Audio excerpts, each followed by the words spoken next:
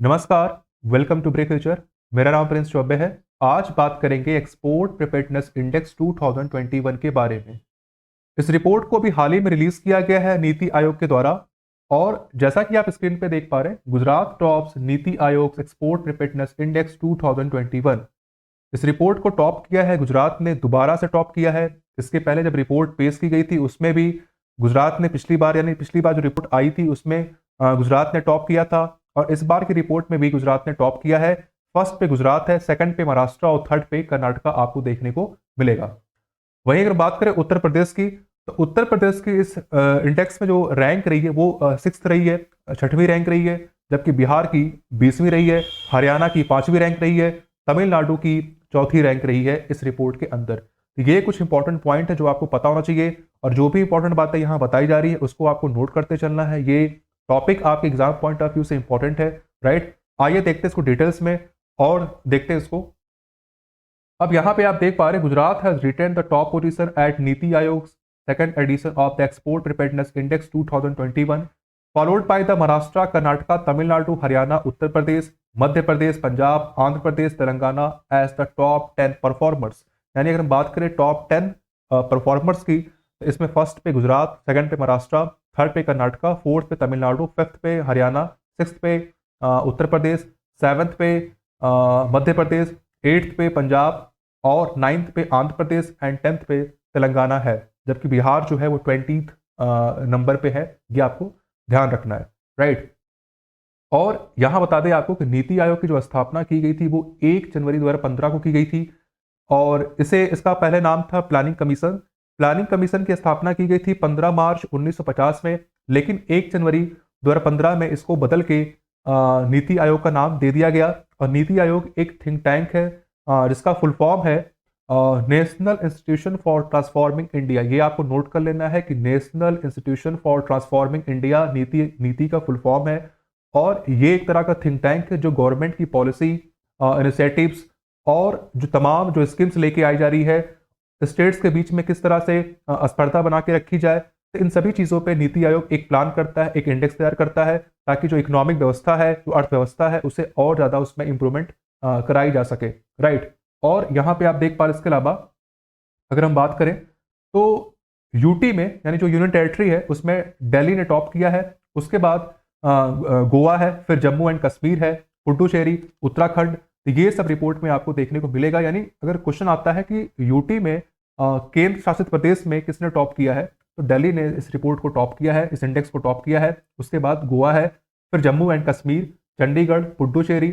उसके बाद अगर हम बात करें हिमालय रीजन में, तो हिमालय जो रीजन है उसमें उत्तराखंड ने इसे टॉप किया है, राइट।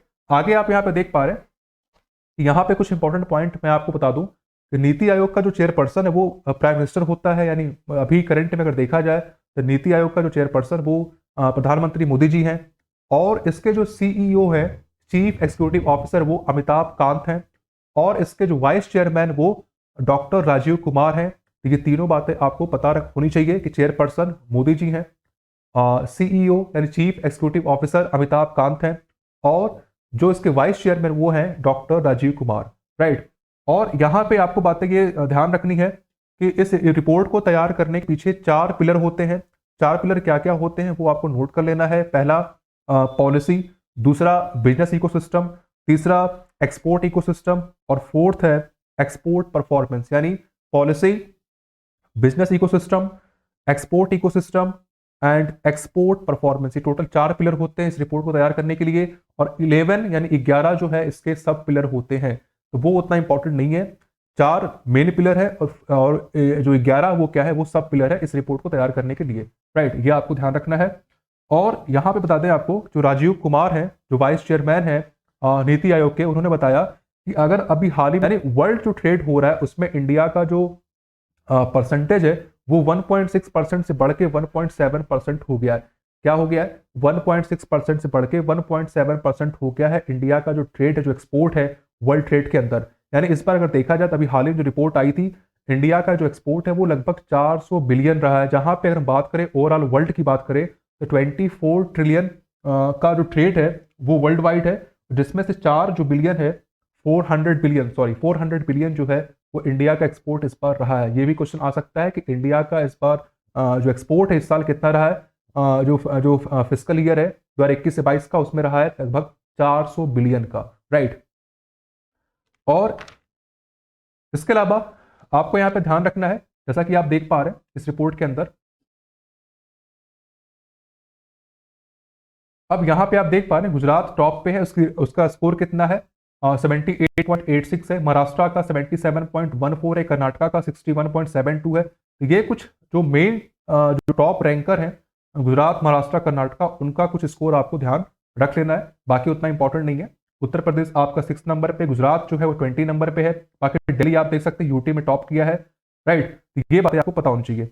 वहीं अगर हम बात करें इस रिपोर्ट को तैयार करने के लिए जो बेसिक मुद्दा है वो क्या होता है कि किस तरह से राज्यों के बीच में स्पर्धा रखी जाए, वहाँ की जो पॉलिसी है एक्सपोर्ट करने की, जो इंफ्रास्ट्रक्चर है वो उसको कैसे बेहतर किया जाए। तो इन सभी चीज़ों को और बेहतर तरीके से वर्क करने के लिए इस रिपोर्ट को तैयार किया जाता है, ताकि वहाँ जो एक्सपोर्ट की जो चीज़ें हैं वो और ज़्यादा बढ़ने को मिले, राइट। और यहाँ पे आपको एक बात और पता होनी चाहिए कि इस रिपोर्ट में जो चैलेंजेस बताए गए हैं देखने को मिला, वो क्या क्या मिला है। पहला आप देख पा रहे हैं कि inter regional differences in export infrastructure. दूसरा है world weak trade support and growth orientation across states. And third है lack of R&D infrastructure to promote complex and unique export. R&D का मतलब है कि जो नए गुड्स बनाए जा रहे हैं, जो नए स्टेट्स के अंदर जो प्रोडक्ट्स है बनाने की बात की जाए, जो सर्विसेज है उसको किस तरह से लेके आई जाए, तो इन सभी के बारे में बात की जाती है R&D के अंदर। तो ये 3 चैलेंजेस इस बार के रहे हैं इस इंडेक्स के अंदर जो देखने को मिला है, राइट। तो ये कंप्लीट जो जानकारी है वो मैंने आपके साथ शेयर कर ली है।